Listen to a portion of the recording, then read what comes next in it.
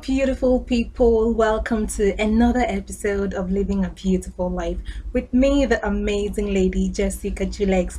It's yet another beautiful week, and always, I feel pretty amazing to be back on the channel. How have you guys been? I trust you're all having a good time over there. Well, before you talk about my head tie, it is called Shut Up. Don't see anything. That is the name of this head tie. That is what one of my neighbors told me. The name is Shut Up. In Yoruba language, you say Edake. Don't see anything. Yeah. So welcome guys to another episode. I trust you're all having a good time. Well, I was going through my old diary and I saw where I wrote a lot of topics that we talked about during my radio shows, and I saw this topic. I saw where I wrote the way people contributed to this topic, people sharing their experiences that they talked about it. A lot of people were venting on how they have allowed some people to come stay with them because of some circumstances, and they try to take over the house. They start living in a way that becomes so disgusting to them. For instance, someone has a house issues and comes to you pleading with you to let him or her squat with you for the meantime. You allow the person to come in, and the person comes in and starts feeling like chairman. He sometimes uses everything without even contributing to the upkeep of the house. Sometimes you travel and you come home and the whole gas is finished. He used everywhere. In fact, sometimes invites friends around and they won't keep the house in the condition it was when you left. Starts being inconsiderate. Sometimes you have this kind of visitors and you expect them to, just leave the house. Even when you're giving them signs, they'll pretend they didn't hear and waiting for you to come tell them that they have to excuse you. In this case, the person now becomes a parasite to you. You cook and both of you eat, you do everything they do together, but they won't even contribute. Some of them are so insensitive, though they might not have money to contribute, maybe because of their circumstances, but they wouldn't even do the little things that you don't need to do with money. Taking care of the house, washing up the plates, keeping the house clean, cleaning the toilets and the bathroom and everything. Sometimes even get some foodstuffs on their way back from work. They wouldn't even do any of this, yet they are still squatting with you. And sometimes the cases will not even be like this. You might just allow somebody to just be your friend, and the person feels like, each and often and on, I have to just visit you. The person now feels free to come to your house anytime of the day, whenever he or she wants, with or without telling you. The person is just around and everywhere. Or you feel like this set of people are becoming parasites to you. You don't like their way of life, you don't like the kind of gist or the kind of things they make you do when they come around, or you don't like the way they distract you from what you do when they are around, or they are simply unwanted. You're not just comfortable with them being around you. There are some things you're going to do. If you don't want to approach them or tell them face to face, most people can just approach people and tell them things like this: hey, how far, how long are you staying? You said you're going to stay for 1 month, it's 3 months, and you're not even shaking your body. You're so relaxed and you're not even explaining to me why you are still around now. Some people might not have the nerves to meet those people and ask them questions directly, but then if you do not want to ask questions, there are some attitudes that you can use to discard unwanted visitors. But hey, before we start, you're gonna promise me that you won't judge me.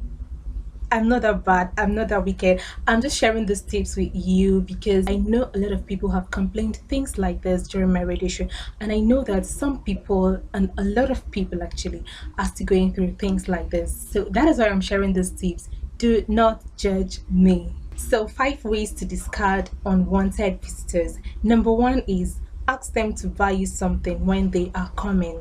If you have this person that would just want to visit you all the time and you're so sick and tired of their visits, what you have to do is tell them to buy you something they can't afford while coming.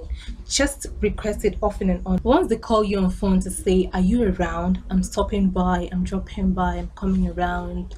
Just tell them to buy you something on their way coming. When you constantly request them to buy you things when they are coming, especially things they can't afford, they will think twice about visiting you. They would actually want to stop visiting you. And the second thing is minimize your contribution or simply be passive. That means you're not even bringing up any topic of discussion when they come around. And when they ask you, you are just passive, you reply. When they ask you, you just reply. They will know that you're not in the mood for all their gist. Seriously, it's good morning that brings about how are you. When they see you have nothing to contribute on the topics of discussion, they will actually get bored, and the next thing is for them to leave. And if it's just someone who's coming around to make you gossip or just away your time or just make you talk unnecessary things, if you're not chipping in that discussion, they will think twice about coming to visit you. And number three is do not offer eatables. Do not offer them eatables or drinks when they are around. Oh my god, I can't believe I'm the one saying all this. But seriously, some people actually live that. Yeah. If you know me personally, you will know that each time you visit me, I'm always looking for something to offer you. I'm always wanting to give you something. So if you're someone like me, you have to minimize it. You just have to consciously refuse to offer them anything. When you offer them those eatables, it's a way of entertaining them and telling them that they are so welcome.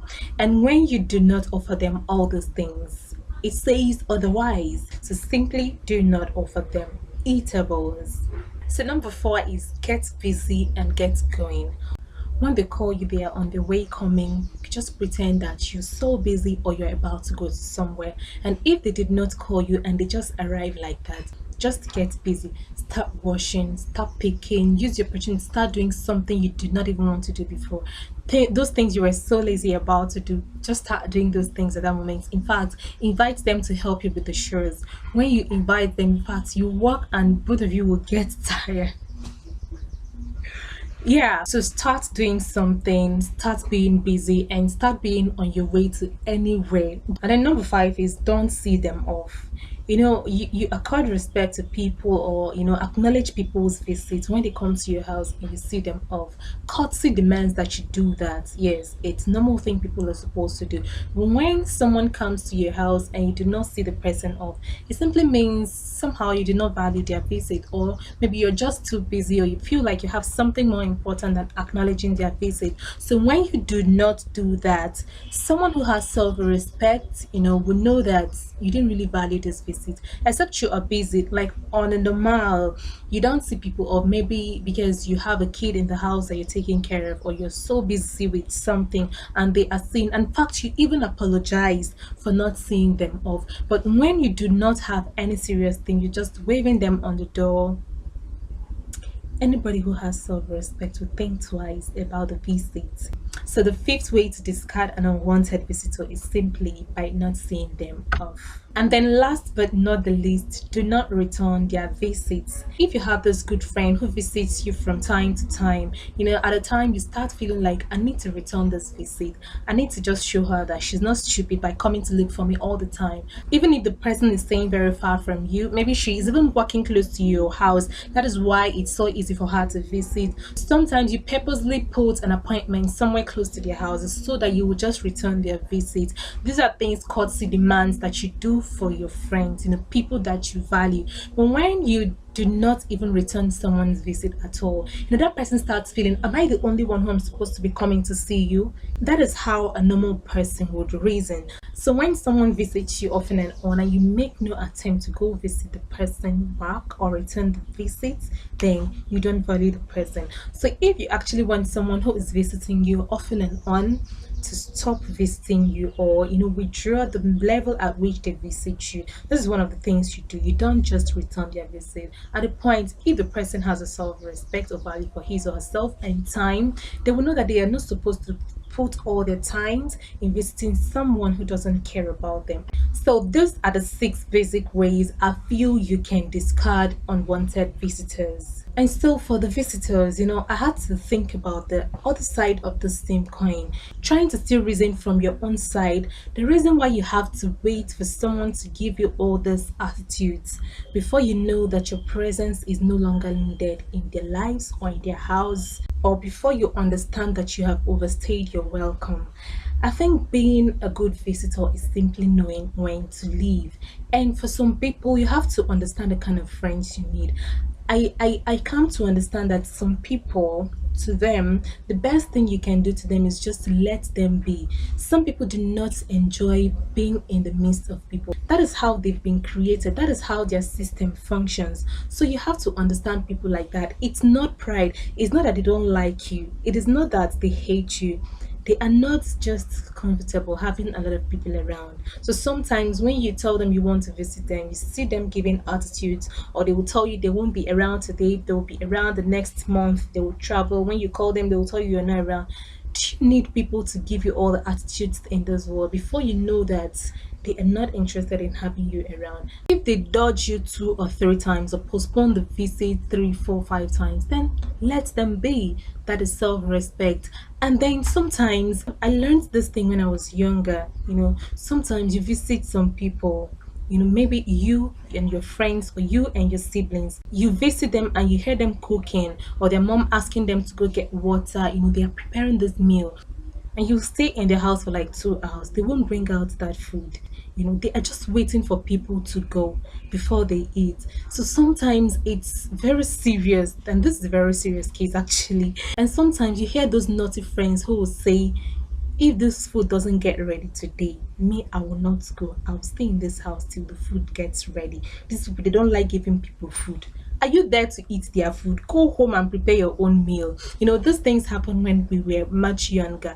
But I know that some people still do things like this, even as grown-ups. Sometimes you visit people and they have something they want to maybe discuss, or you notice that they're having some family, maybe crisis or something.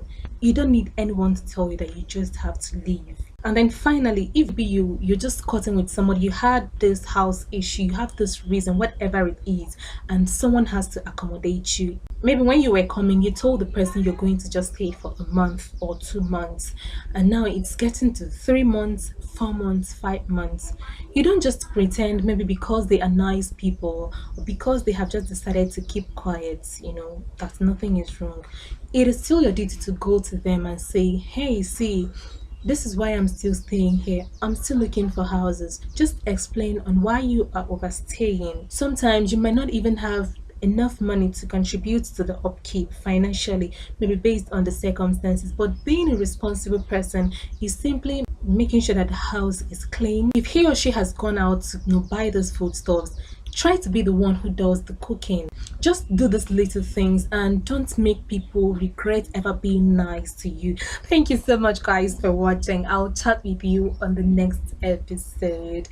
Remember to subscribe to my YouTube channel and to my blog if you're watching from the blog, and drop your comments right there on the comment section.